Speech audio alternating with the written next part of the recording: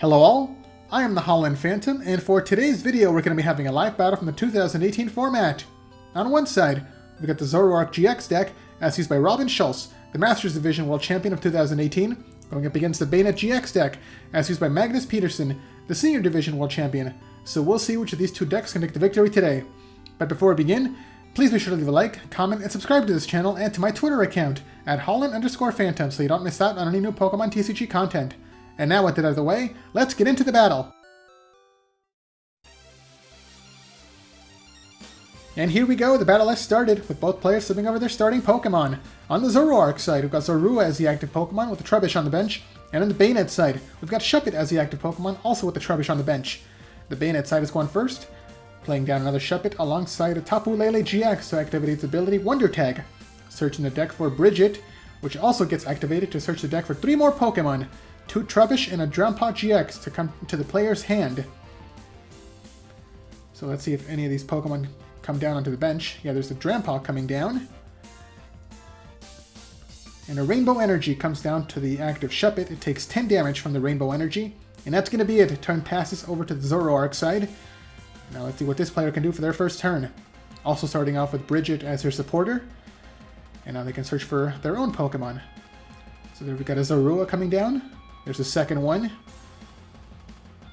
And a third one, so all 4 Zorua are now in play. Once they evolve into Zoroark, it's going to be one of the main attackers, along with the main draw engine of the deck.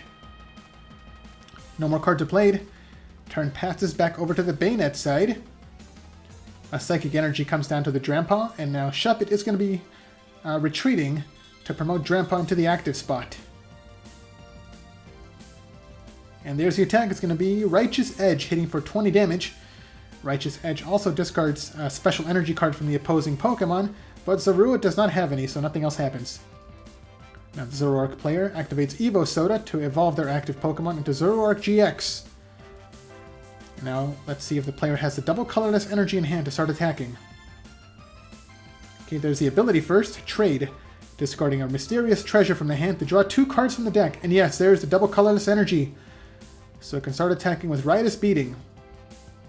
Riotous Beating hits for 20 damage times the number of Pokemon on their side of the field, so there's a total of 100 damage coming down onto Drampa.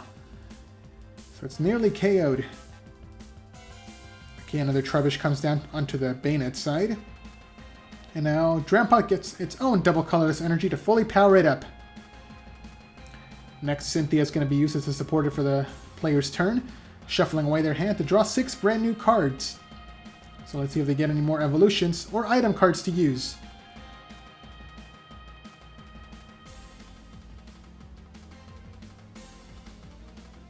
And actually the next card is going to be the Stadium Parallel City. This stadium has 2 effects depending on which way it's pointing. So with the blue side pointing towards the Zoroark side, that player can now only have 3 bench Pokemon on their side, so they had to discard that Trubbish. And there's the attack, Berserk, to hit for 150 damage. And over to the Zoroark side, a second Zoroark is evolved, followed by Field Blower as their item, to discard the Parallel City. A double colorless energy comes down to the new Zoroark, followed by the supporter N, forcing both players to shuffle away their hands, and then draw 6 cards apiece, 1 for each of the remaining prize cards.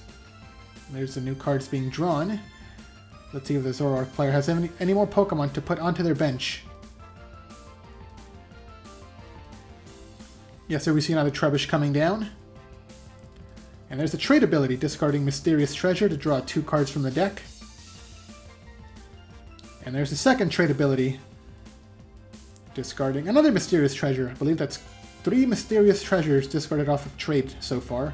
No more cards are played. There's the attack, Riotous Beating, to take the KO against Drampa, and that is 2 prizes taken by Zoroark. Okay, now back over to the Banette side. Shuppet comes back up as the active Pokemon.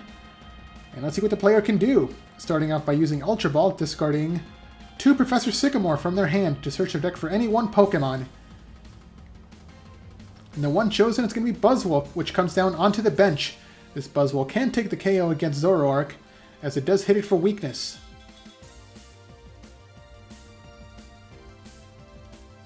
Okay, now Buzzwole's going to be getting a Rainbow Energy to power up its first attack. It does take 10 damage from the energy, and there's a Choice Band coming down onto Trubbish.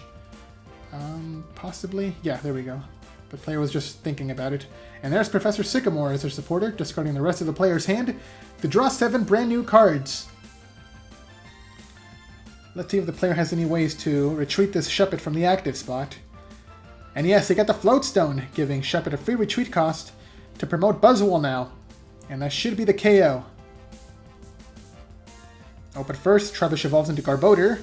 And yeah, there's the Sledgehammer attack, hitting for 30 damage plus 90 more, as the Zoroark player has exactly 4 prize cards remaining, and then times 2 for weakness for the KO. And now both sides are tied, 4 prizes remaining apiece.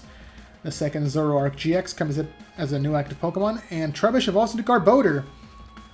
The player also benches Kartana onto their bench, and there's the trade ability coming from the active Pokemon, discarding another mysterious treasure. That's 2 more cards drawn. And there's Rescue Stretcher as your item card. They can either search their deck for 1 Pokemon to add to their hand, or 3 Pokemon to shuffle back into their deck. So they opted to get just 1 Pokemon to evolve one of their bench Zorua, which then also gets a double colorless energy. There's a second trade ability coming from the new Zoroark, discarding a Choice Band that time, drawing another 2 cards from the deck. A lot of draw power coming from the Zoroark side. And now Tapu Lele comes down onto the bench to activate its ability Wonder Tag, searching the deck for any supporter. And the one chosen is going to be Guzma coming into the player's hand. It is possible that they'll be activating it, but I think they're going to be wanting to get rid of this Buzzwole first. And yeah, there's the attack. Riot is beating to take the KO against Buzzwole, and now that's 3 prizes taken by Zoroark.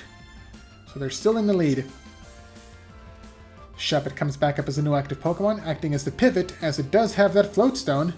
And now the bench Garbodor gets a Rainbow Energy. It takes a 10 damage. And now the player activates Guzma, choosing the opposing Kartana to come into the active spot. And the player also gets to switch their own Pokemon, so Shuppet retreats to promote Garbodor. Garbodor's Trashalanche attack hits for 20 damage times the number of item cards in the opponent's discard pile. And now the bench Trubbish gets a Float Stone. Do they have any more evolutions to play?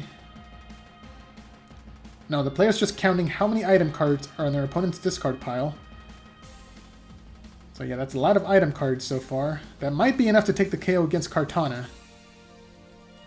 Yeah, there's the attack Trashalanche, and yes, that was exactly enough for the one-hit KO. And because it was the GX Pokemon, the Banette player gets to take 2 more prizes, so they are currently in the lead. 3 prizes to 2. Zoroark comes back up, and now the player benches another Tapu Lele GX, searching their deck for Bridget this time. So they might be just trying to thin out their deck by getting Bridget out and then discarding it with the trade ability. Yeah, there's a trade. And yes, Bridget is discarded to draw 2 more cards. And now the player activates N as her supporter. Both players shuffle away their hands, and now the Zoroark player gets to draw 3 cards, while the Banette player only gets to draw 2. So it's a huge disruption. Though it doesn't affect the Zoroark side too much, as they have that built-in draw engine from the trade abilities. Speaking of which, there's another Zoroark coming down. Oh, but no more abilities are activated. There's the attack Riot is beating to take the KO against Garbodor, and now both sides are tied, 2 prizes remaining apiece.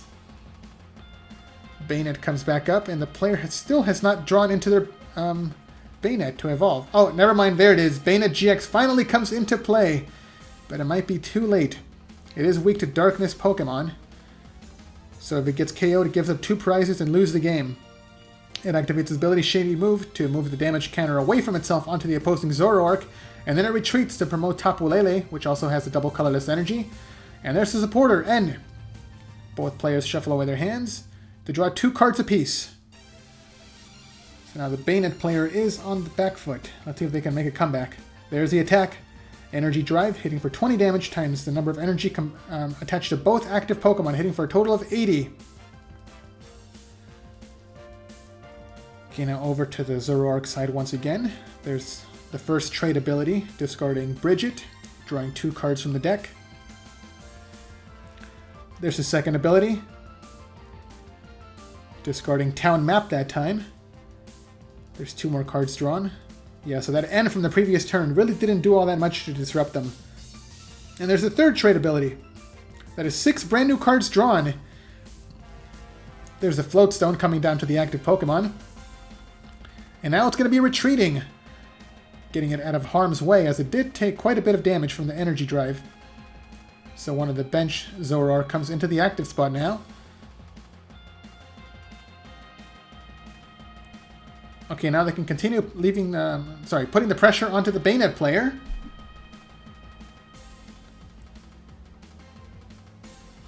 And there's the Riotous Beating attack, hitting for 120 damage. So this Tapu Lele is within KO range if they don't retreat. Another Tapu Lele comes down onto the bench. And there's the ability activating Wonder Tag, searching the deck for any supporter to add to the hand. And the one chosen is going to be Cynthia. So the player's going to be trying to draw into some more cards to hopefully get him out of this spot. They need to find a way to take the KO against either Zoroark or the Tapu Lele to take their final 2 prizes and win this game. Okay, let's see what they got. The bench Trubbish evolves into another Garbodor, and the second Tapu Lele gets a double colorless energy. And there's another Parallel City. So the Zoroark player has to discard 2 of their Pokemon, so they choose to discard one of their Tapu Lele and the damaged Zoroark. So that option is now taken off the board, but it also reduces the attack power of Riotous Beating. The active Tapu Lele is going to be paying the retreat cost to promote the new one. Okay, there we go.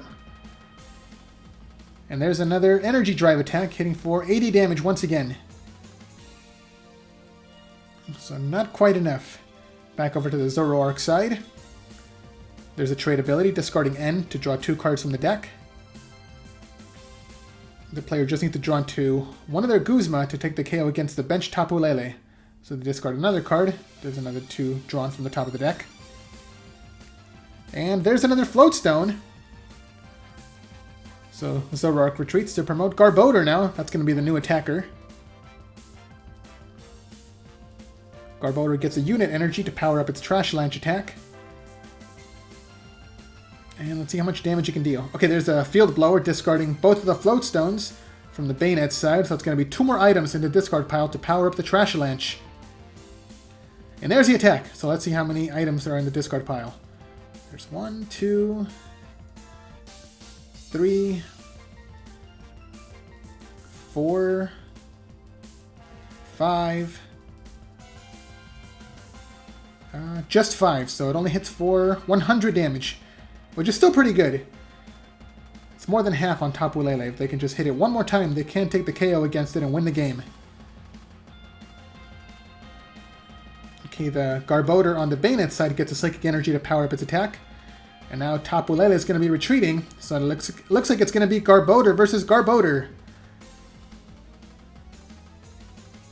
There's another N, so both players shuffle away their hands to draw 2 cards apiece. So let's see, what else does a Banette player need to get back into this?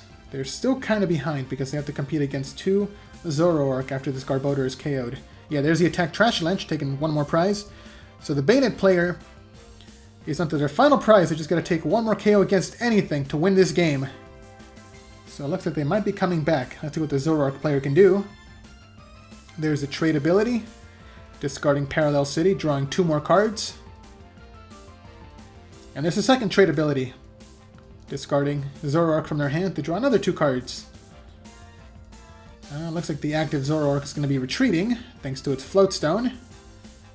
Do they have the next double colorless energy, though? Actually, no, there's a Guzma. Guzma targets the opposing Tapu Lele to bring back into the active spot. And now the first Zoroark comes back up with the energy to take the KO. Yeah, so they're going to be able to take the knockout against Tapu Lele. Oh, but first another Tapu Lele comes down just to give it that extra attack boost. And there's the final attack, Riotous Beating, to take the final 2 prizes. And there's the handshake. Zoroark is your winner. So what did you guys think of that battle? Let me know down in the comments below. And be sure to leave a like, subscribe, and share this video to help the channel grow and reach new viewers. Thanks a lot for watching, and until next time, this is the Holland Phantom logging out.